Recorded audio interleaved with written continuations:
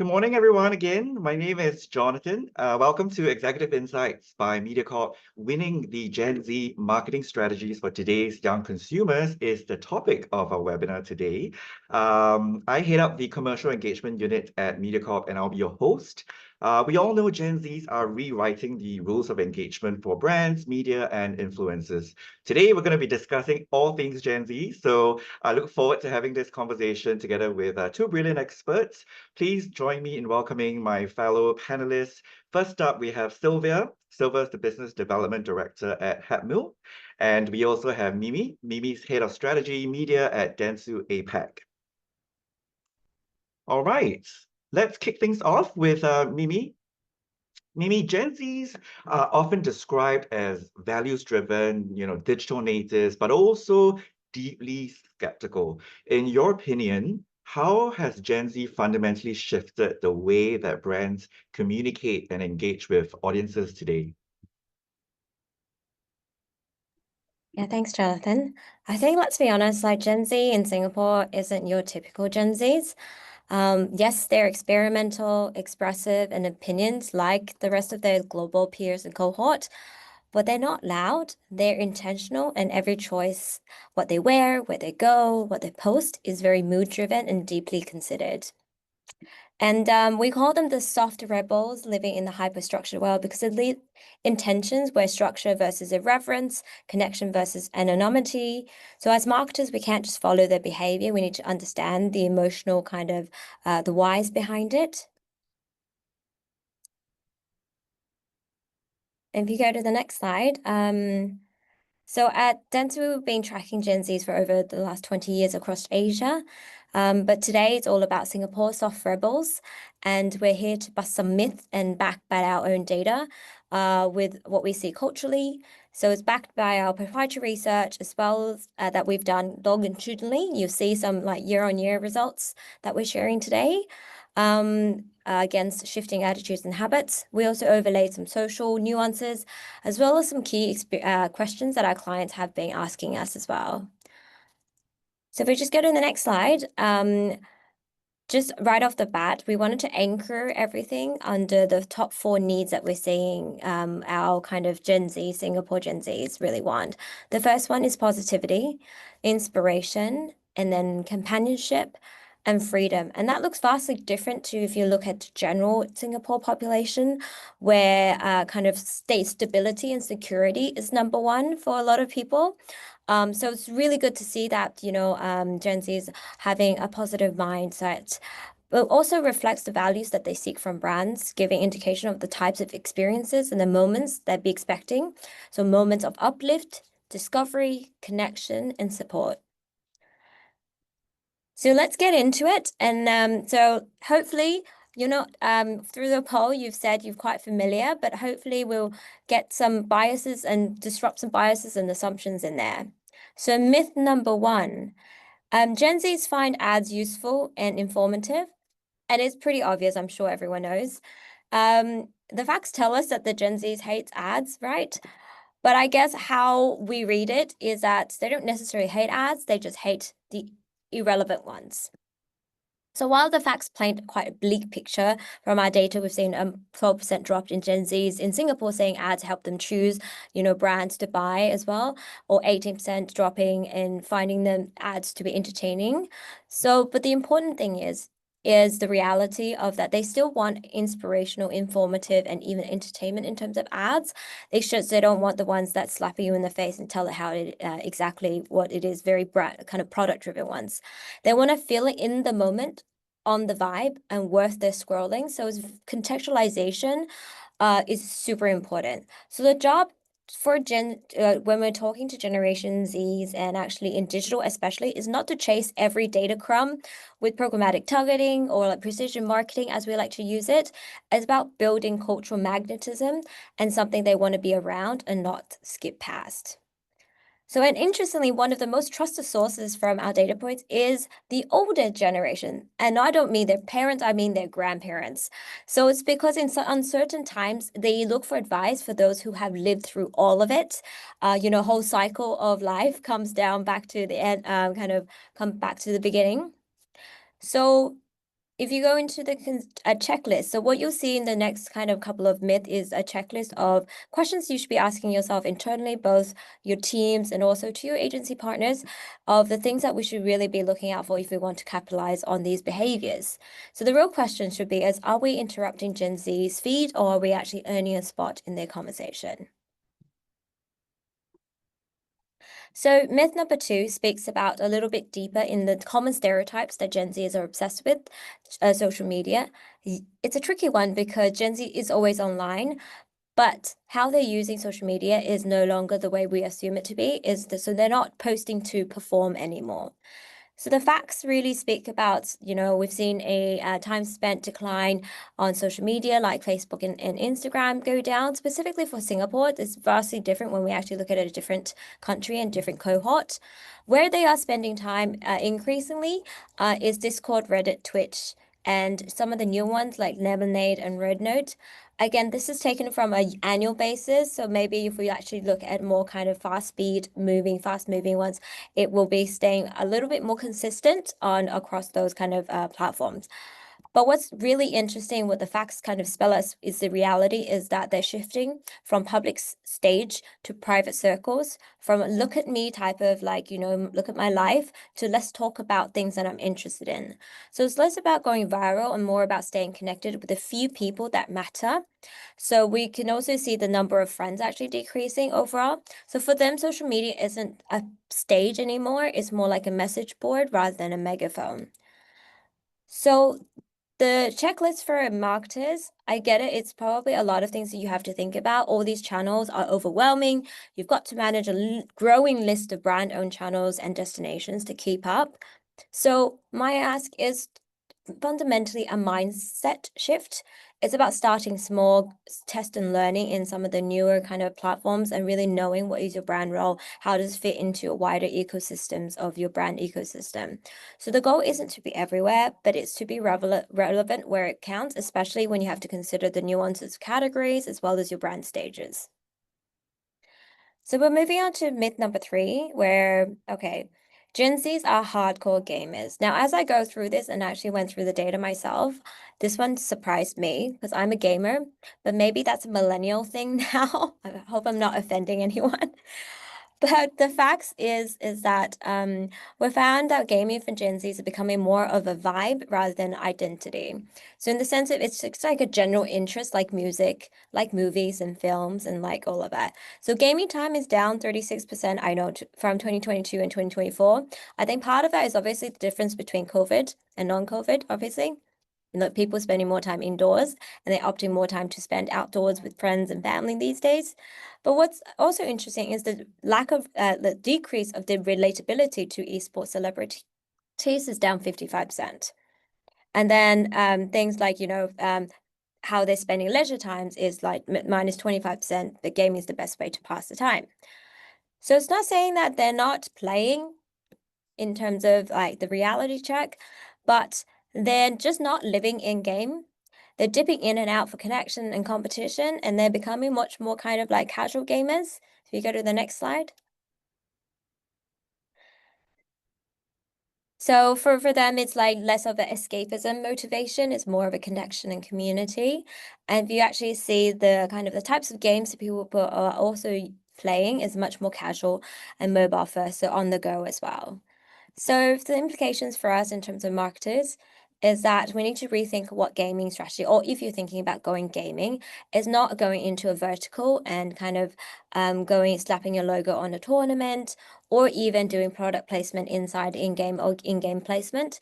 It's about creating ways for Gen Zs to express themselves through gaming and actually really creating that intersection between gaming fashion, gaming music, gaming co-op models, or even character designs. So again, are we designing for players or people who want to be part of that kind of wider culture? So using game mechanics and game language is also a great way to just kind of like dabble in that as well.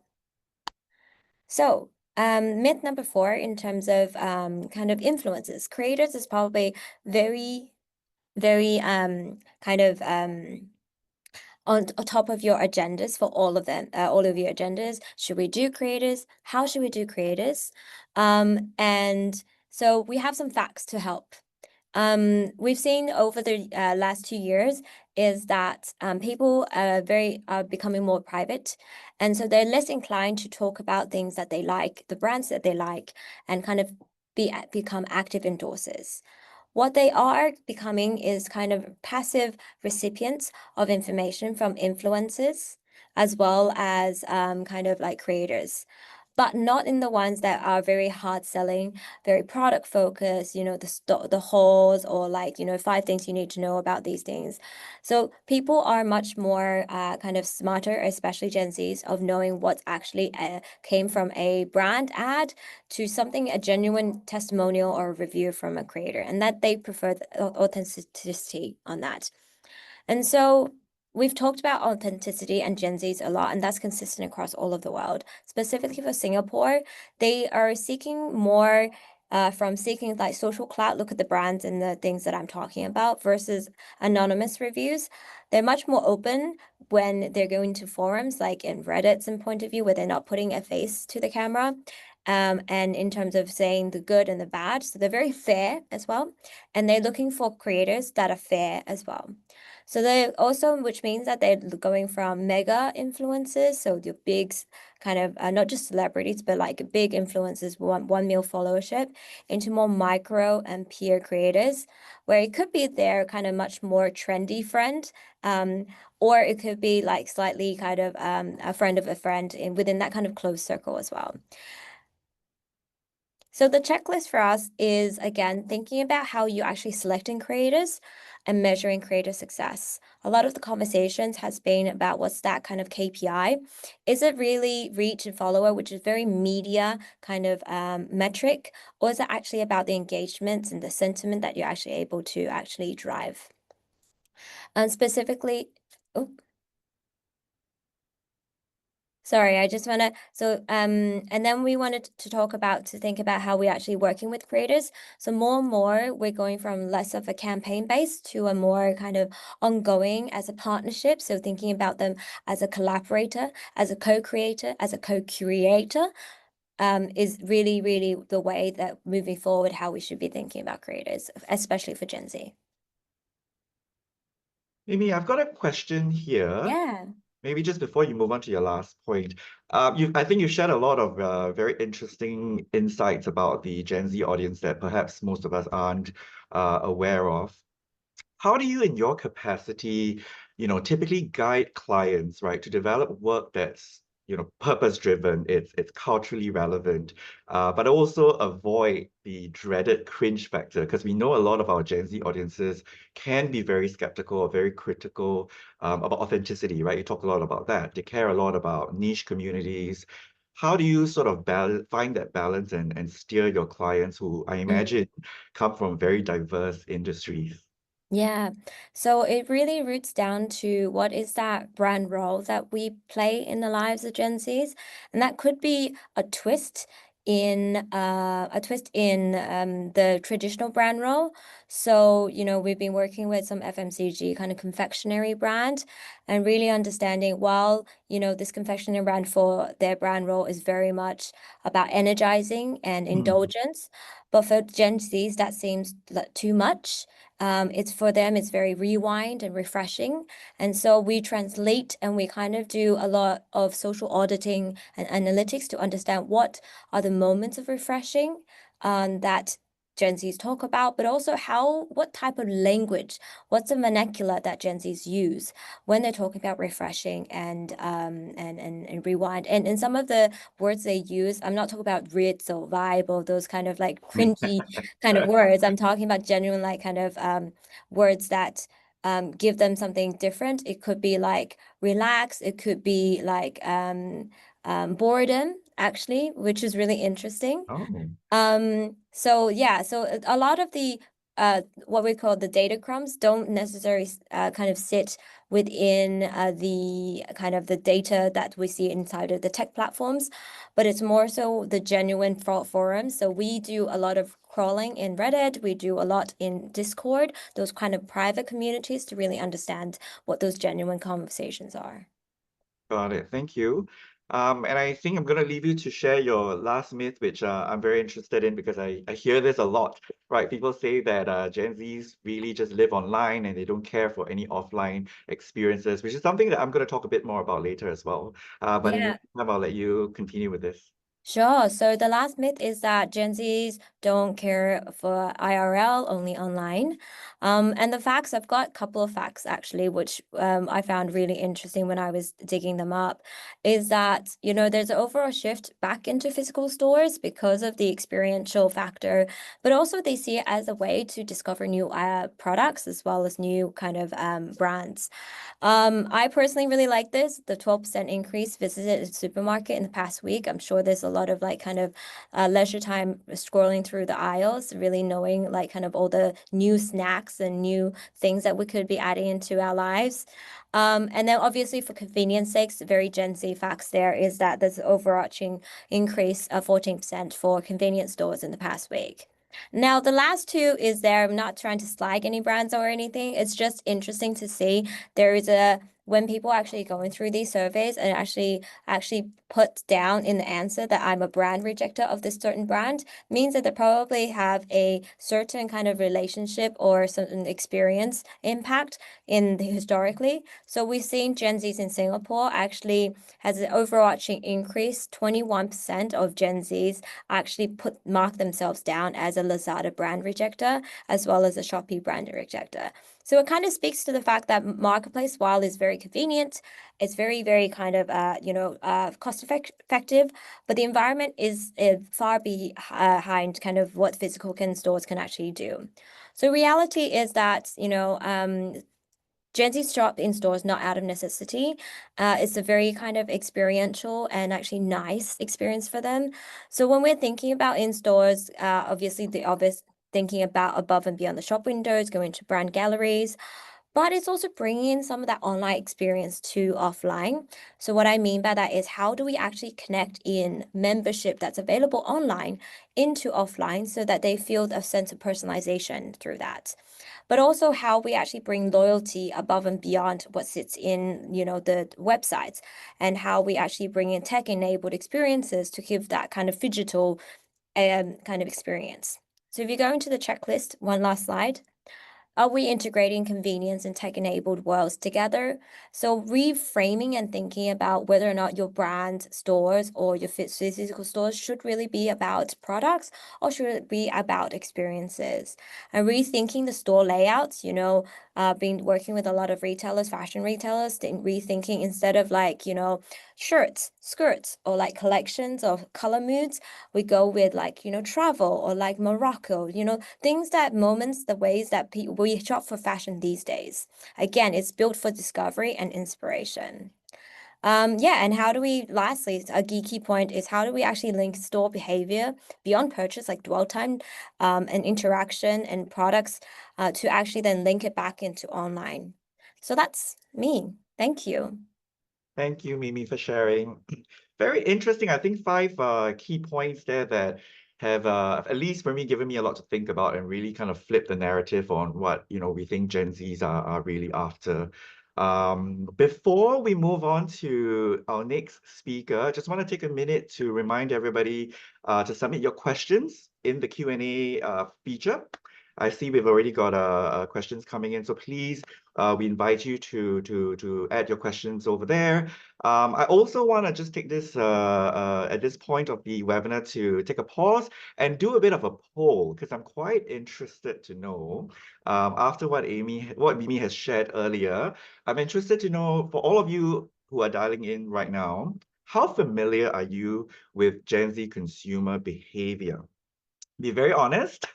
I'm keen to know how familiar you are. I think knowing this will give us a better understanding as well of really how we can perhaps pivot the conversation later and address some of the questions and concerns. So let's just take a few seconds to answer this poll. And I think we're going to be able to see the responses quite immediately. So I'm interested to know how many of you are familiar with Gen Z consumer behavior. Let's give it a second. Personally, I read a lot of different reports that say different things. It's quite hard to find a real universal truth, but okay, so we can see the results on screen. We've got nearly over half say you're not very familiar. Happy to know about a fifth of us in the audience are Gen Zs. So yeah, about a third of you have some degree of familiarity. Okay, that's good. That's good. Hopefully you find this session today then useful. And in sharing a little bit more about Gen Zs, I think our next speaker is definitely an expert in this area. I want to talk a little bit about influence here because Mimi shared earlier, you know, with creators, with the how Gen Zs really look at different celebrities, right, for inspiration. A lot of the Gen Z audiences obviously grew up, you know, watching creators, right? But they also can spot inauthenticity from a mile away, something that all of us are aware of.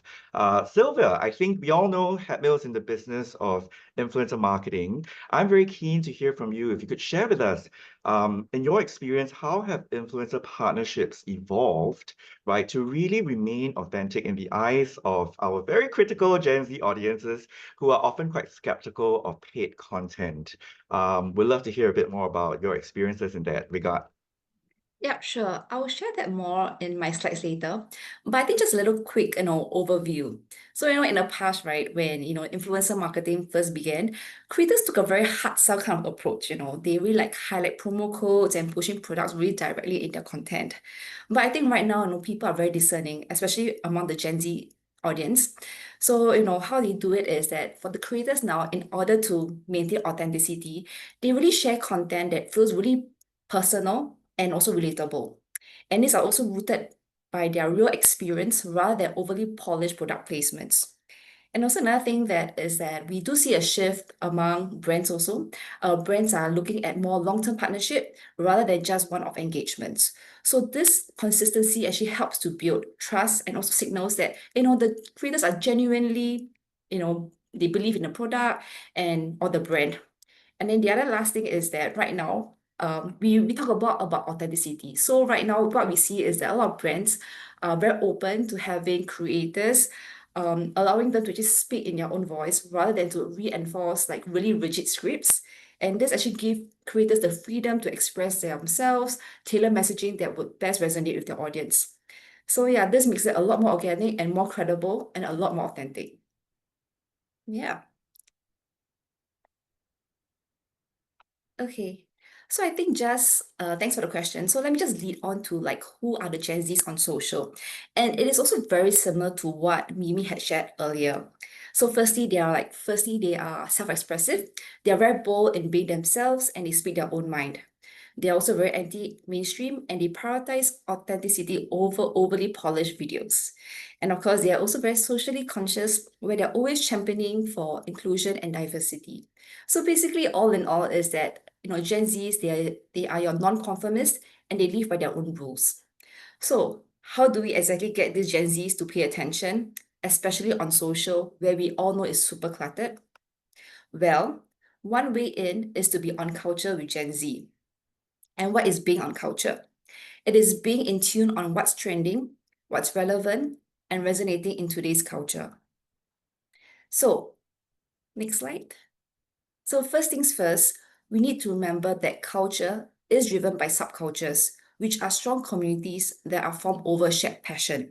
So here is a look at the subcultures that are popular in Singapore among the Gen Zs, such as your matcha subculture. Next. And why are subcultures so important? Well, subculture is important because it drives consideration. Think of it as a ripple effect. You start impacting subcultures to eventually shape the bigger culture. And it can happen organically or it can be engineered by brands. An organic case would be how the matcha subculture has started the matcha strawberry trend, which has impacted us on a greater scale. I mean, just look at how many cafes in Singapore is currently selling it. Another brand that has managed to successfully tap on the pop music subculture is actually Yoast, where they redress their harvest green tea with neon green shade and low-res text, which was popularized by the pop star Charlie XYX Bread album. So next, now that we know the subcultures that Gen Zs in Singapore are interested in, how do we reach them?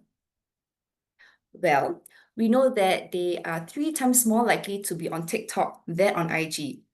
They also make up about 61.7% of the audience in TikTok in Singapore. Next. And what we notice is that they really, really enjoy watching content in these formats, like your POV, vlog, fit check, how to. So these are the really popular formats that Gen Zs are really interested in. So what we can do is to make sure that the formats that perform well, we are also leaning into the subcultures that Gen Zs are interested in. Next. So what we need to do to make sure that content are always authentic. And we all need to be really authentic when it comes to pushing out content on social, is because Gen Zs are social natives.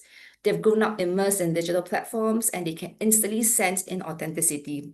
They are highly discerning and value real, unfiltered content over overly polished brand messages. So to really, really truly connect, brands need to speak their language, reflect their values, and engage in a way that feels genuine and culturally relevant. And one way to lean into subculture would be the use of creators.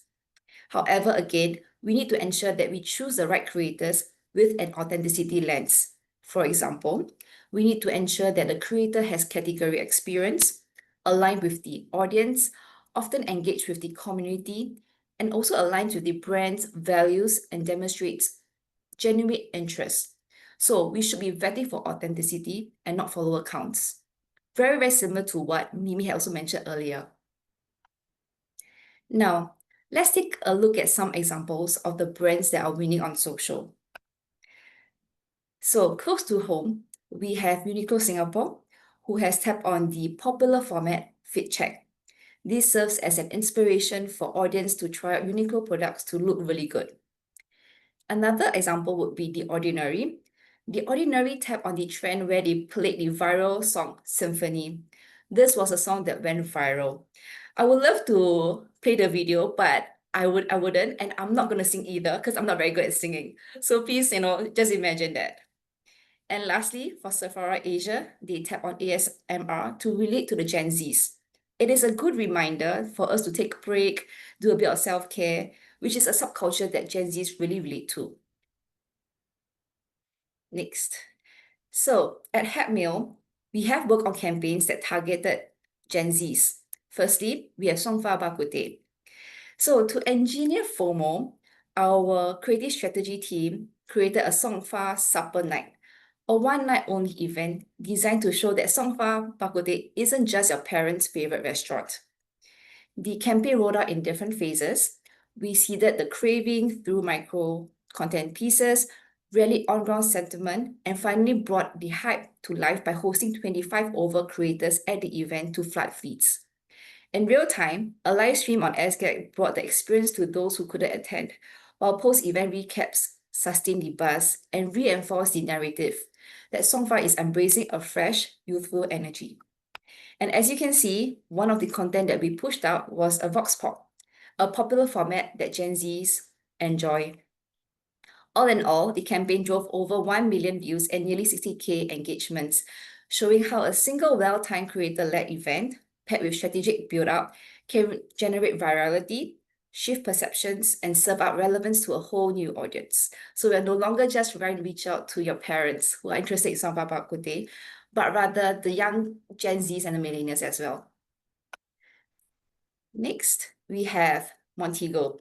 So, this is a webinar hosted by Mediacorp, and I would love to share how both Hepmil and Mediacorp have worked together to target Gen Zs.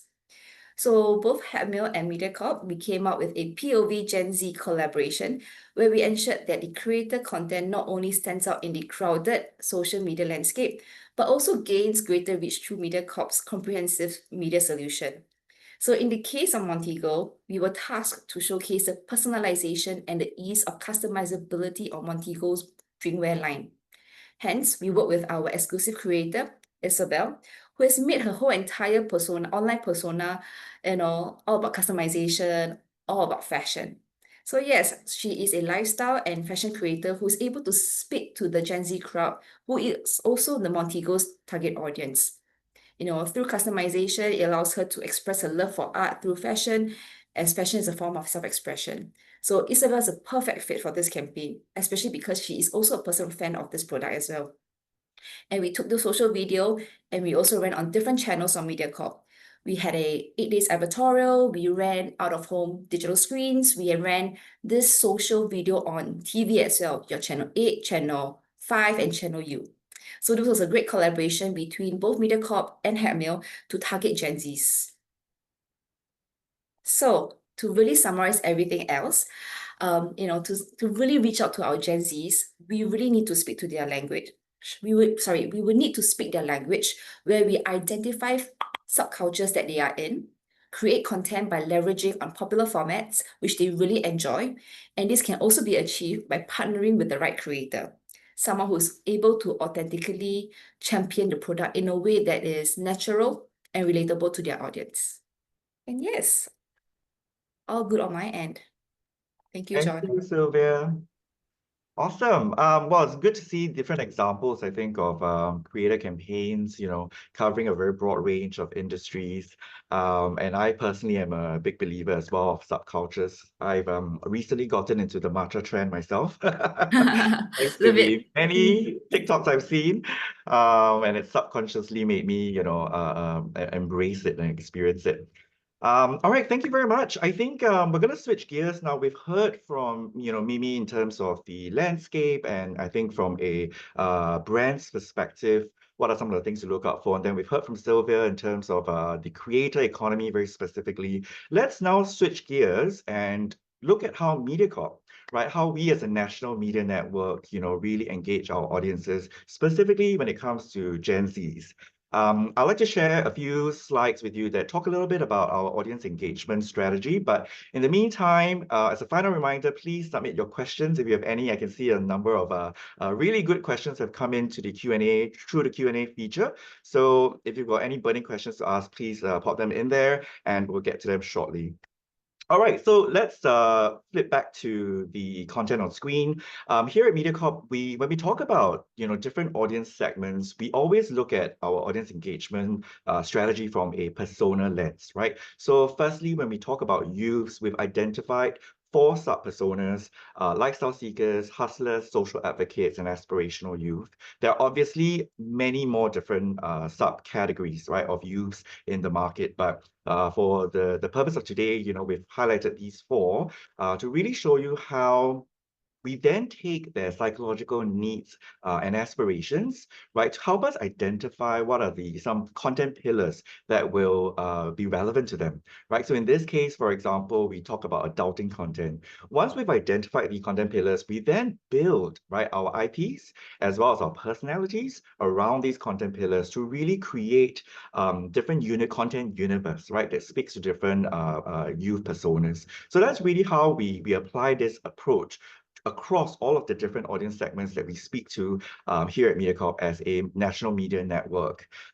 Specific to youth, I think on the next slide, I want to talk a little bit about on-ground activations. We talked a bit about this earlier as well, and how actually the Gen Z audiences, crave, right, real-world experiences. They don't just live online. They obviously spend a lot of time online, but they also seek out community experiences, events. And for us, we know that music is a very, very big driver, right? Music really brings people together from different cultures, different walks of life. So for all of the audio brands under Mediacorp, right, like our youth brands like 933, for example, or 987, we consistently organize events around the year to really engage our youth. So we do big scale events like 933 Hits Fest, which is a spin on the traditional awards ceremony, right? Instead of giving out awards to pop singers, we have now converted the format and we do it as one big concert. And the awards are then given backstage because we know youths care more about the experiences of attending a music festival. We do a lot of music showcases as well. We do a lot of school invasions, right? If you follow our 933 or 987 TikTok channels, you will see that we constantly organize school visits throughout the year to constantly engage our youth audiences and find out, what is it they're interested in? What are they concerned about, right? We do sessions like that and discussions to really help our brands constantly stay relevant, right? Hits Fest is actually incidentally coming back later this year. An announcement will be going out soon, so keep your eyes peeled for that. Speaking of music events, another one that I want to talk about is something called Cloud9. Cloud9 was organized earlier this year.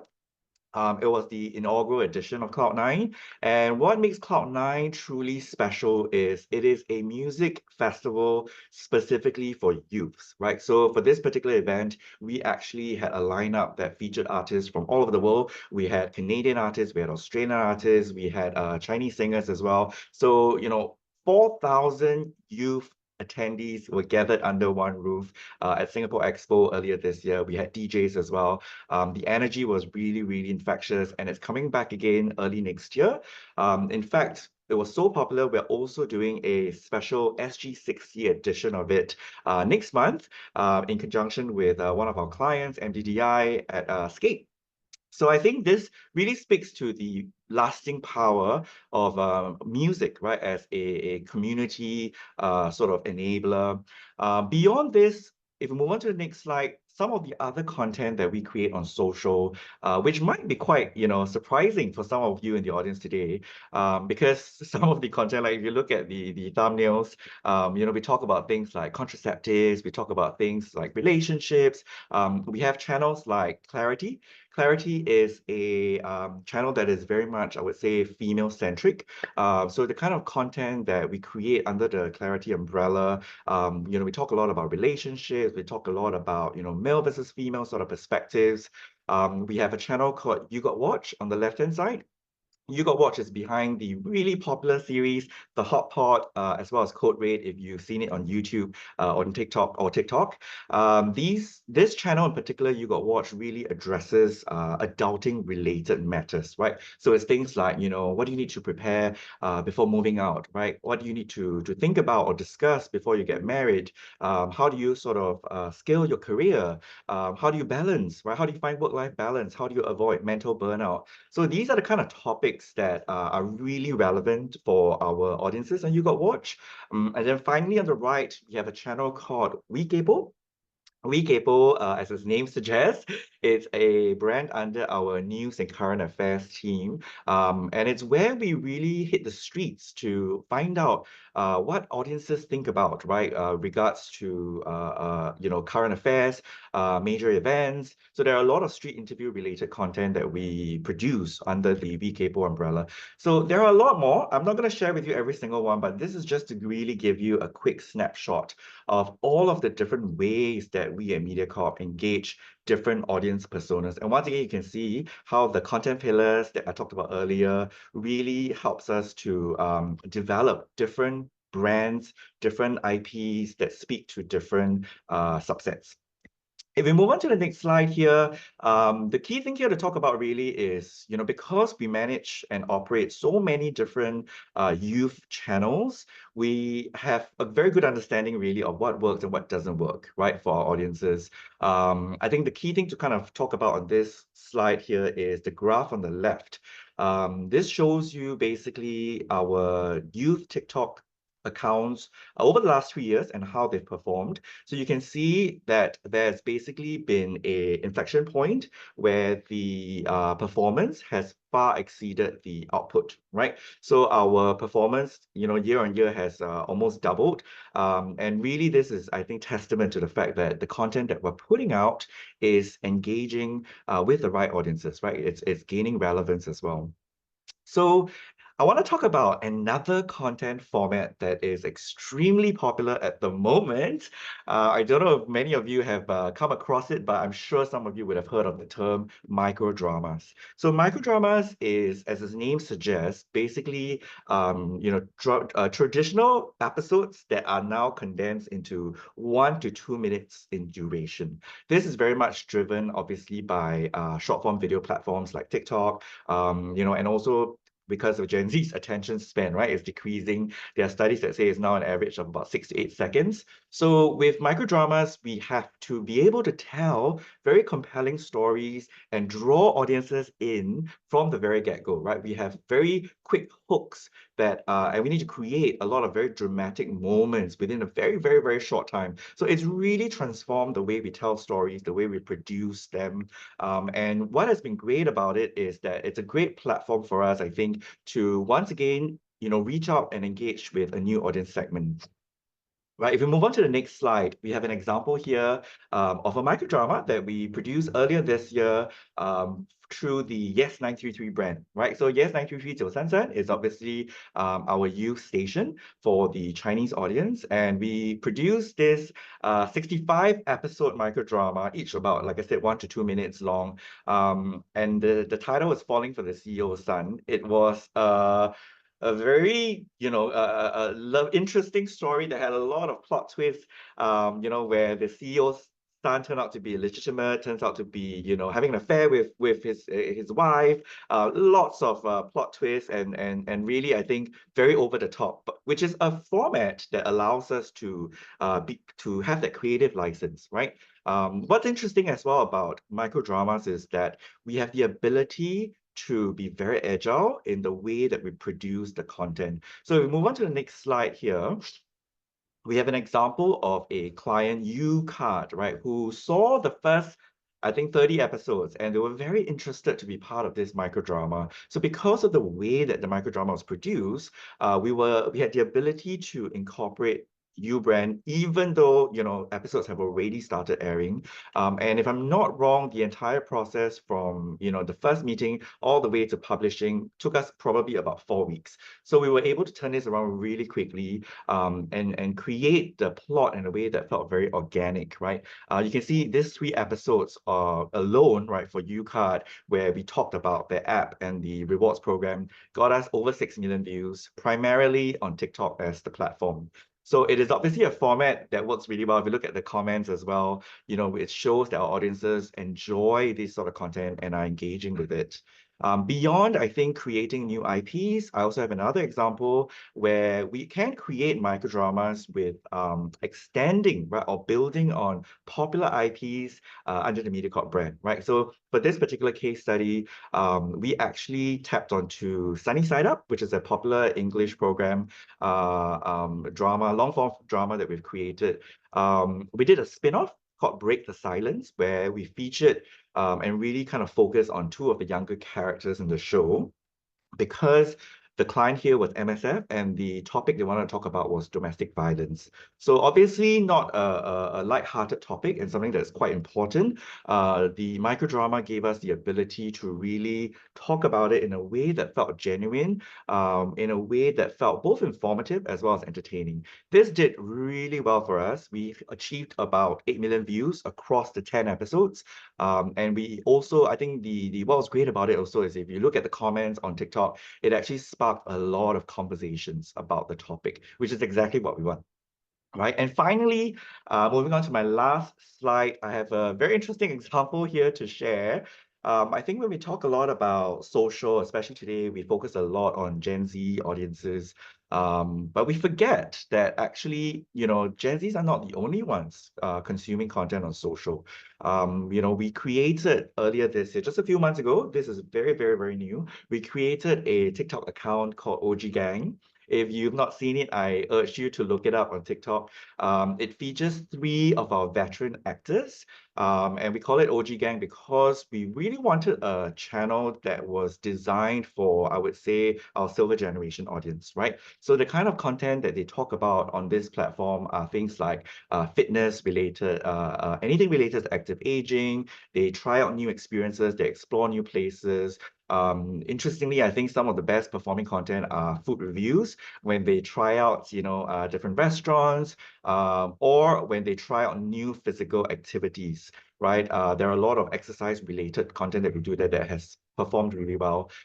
This platform for us has been an overwhelming success, right? We launched it in late Feb this year, and we're already averaging nearly 2 million monthly views across the platform. So we're very encouraged to see this, and I think it's a very positive sign that we are able to identify and understand what our audiences are looking for. So with that, I think that kind of summarizes and sums up the webinar content for today. I'm just gonna take a pause here and look at the questions that have been submitted. Thank you guys for putting forth your questions. I think there are a lot of really good ones. We're going to take a few minutes now to go through and tackle some of them.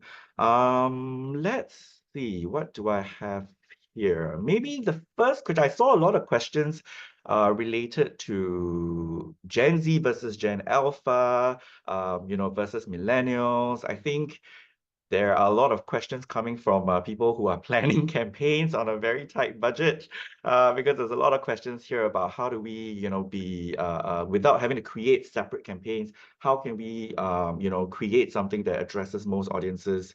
So maybe let's do this. I'm going to combine quite a few of these similar questions. The first question for perhaps Mimi, if you could take this.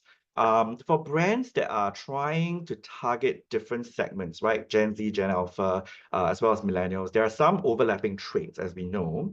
What advice would you give, marketers who are trying to plan campaigns to speak to different segments? Do they need to create different campaigns? How do they go around the budget constraints? What would your advice be? Yeah, I think fundamentally the channels are still very similar. They're in the same similar channels, but so in terms of like kind of splitting specific campaigns, I don't think so. Another factor we can also think about is how Gen Zs and Alphas actually influence the older generations. We're not as trendy, so we kind of rely on the more kind of socially aware people, guys, and active generations to tell us like, oh, this new thing is really great and all of that. So there's a lot of shortcuts that millennials use, which is the younger generation. So there's a halo effect. So if you target the Gen Zs, there's more likely you're gonna actually then be able to trickle down into the millennials in that sense. I would say thinking about sources of influence, there are creators that, cut across, and so not really looking at going into kind of like too specific in terms of personality or speaking will help kind of that more halo effect as well. So that's how we would do it. I mean, there's also questions on like what's the difference between Gen Zs and Gen Alphas. I think fundamentally it's what environment that they're brought up in. Yes, both are digital, but the pace of digital is very different for Gen Alphas. They're algorithmic, they're AI, the entire world of how they're educated is very different. They're desensitized to a lot of the dramas that's been going on, whether or not it's Trump or war and all of those things. They could go from, watching a news piece about war to Taylor Swift music video in the next. So again, I think that level of desensitization means that you have to work so much harder. So dramatizations of storytelling and kind of new ways of actually reframing thinking in that way, so that they're much more creative than Gen Zs as well. Agree. Thanks, Mimi. And I think a lot of this also, at the end of the day, we really need to look at who your brand is speaking to and what your brand message is about, right? There is no one-size-fits-all approach, I think. A lot of it is very much also dependent on the industry that you're in. Are you looking for brand awareness? Are you looking for conversions? Are you looking for loyalty? All of which I think require quite different nuanced approaches, right? Speaking of, I think, the point about authenticity as well earlier. Sylvia, I think there's a question for you here that you would be best to answer. In this era where, we talk a lot about how authenticity is king, do you think brand sponsorships content would still be relevant to Gen Z audiences? So for brands who are trying to speak to them, should they still invest in brand sponsorships content? Yeah, sure. I think they do actually, because like for example, when you have a brand sponsorship with a creator, and if the creator is really genuine and really authentic, people will just still believe in it. And I think one other thing is to make sure that we are always creating content that's entertaining. Because as long as long as if the content is entertaining, anybody will actually like take it in, they will watch it, they will do it. So yeah, I think one great thing about it is that yeah, just make sure your content is always entertaining. And I think that also kind of leads to the question about like the different target audiences, like your Gen Zs, millennials, and all that. But as long as you make the content entertaining, anyone will watch, anyone will share. So yeah. Agree. I think a lot of marketers, struggle obviously with that, right? There are many KPIs and you've got to check many boxes, but at the end of the day, one of the most important questions to ask ourselves really is your message relevant and how do you make it entertaining, right? How do you make it in a way that your audiences care about it, right? It's no longer a one-way kind of traffic where brands speak to audiences anymore. I'm curious for both of you, Mimi and Sylvia, given your extensive experience working with different brands, just off the top of your head, what are some of the most common mistakes that brands tend to make when they're trying to target, Gen Z audiences, and how would you advise they avoid them? Maybe Mimi, do you want to go first? Yeah, sure. I think again we're talking right now of like Gen Zs as one audience, but really they're not. So they're not one homogeneous audience. So I would not even look at them demographically either. One way to think about them is the communities and the passion points and how they're navigating them and their intensity and the relationship to some of those passion points. So when we're actually then segmenting them and thinking about personas, that's one of the ways. So again, don't treat them like a homogenous audience. That's kind of one of the, I guess, most common assumptions that we should be doing. I think virality is another thing that we often use to try and reach Gen Zs, but I don't think virality is a good way to reach Gen Zs, especially in Singapore. It's probably chasing them away. So going viral is probably the opposite of what you want to do. It's kind of being relevant of that kind of genuineness of like, how do we actually, what do we have a clear point of view in culture, in our kind of categories that is relevant, that is teaching or informing Gen Zs in a different way, and that's helping their lives in that way. And then I think, again, going back to one of my myth is that thinking Gen Zs are digital only. One of the other stats that we found is it probably like 34% increase in Singapore Gen Zs going to theaters, concerts, music festivals, arts, museums, all of those things. So these kind of more cultural experiences really give them a new way of interacting with them. And it's not for the gram, it's literally for them to be immersed in something that they haven't felt before. It's that kind of transformative experiences that we're talking to. So again, don't think that they're only digital. Thanks, Mimi. How about you, Siva? What are some of the common mistakes that you've seen brands make? I think the really common mistake is that even though we're trying to like brands try to engage creators, they still restrict the content that the creators want to push out. So I think that's something, there's too much brand messaging and all that. It really doesn't come across as authentic. So I think one of the things that we can really do, right, as brands is when engaging creators, we can of course craft like overarching themes for creators to ideate from. And then this allows them to be a bit more creative. And then that's where they can best think of really, really interesting ideas to actually push a brand across and products. Yeah. And yeah, so I think one of the best things that we see is that when when there's a co-creation between both creators and brands, and then we do like a brainstorming session. I think when the creators feel that ownership and that trust from the brand, they're able to like push boundaries and deliver work that's able to really feel genuine and impactful and not just transactional. Yeah. Agree. Thank you. And I think, that really goes a long way, right? When you think about building a relationship with your Gen Z audiences, it's not transactional.